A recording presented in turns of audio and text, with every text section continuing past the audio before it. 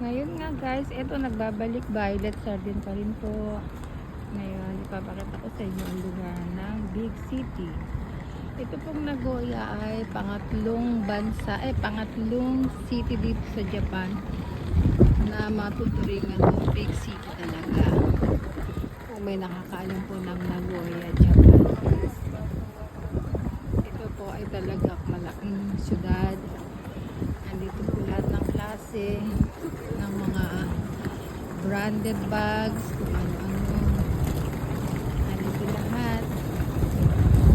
Ang tataas ng building. Ayan.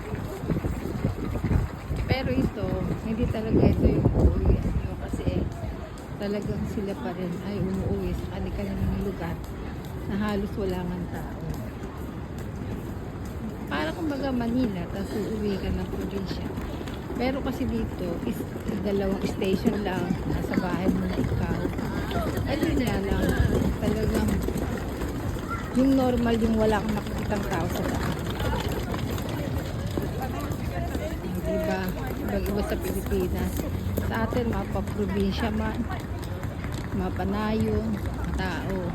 Dito, sa city lang maraming tao. Pero pagdating sa talagang titirahan mo, halos kukunti tao, tahimik.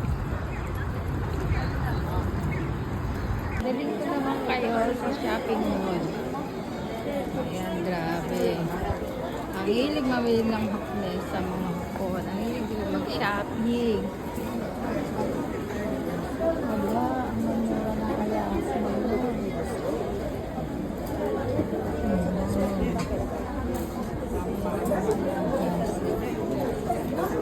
sale daw kaya diba?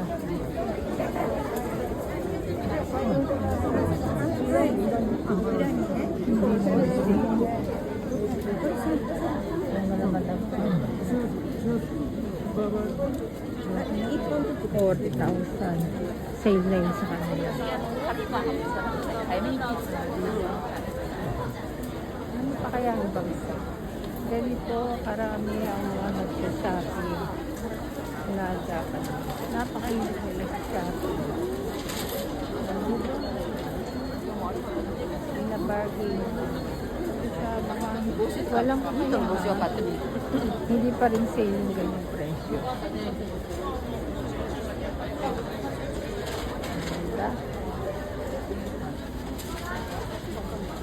Sige lang, shopping na sila. Mamaya babalik ako ulit kayo.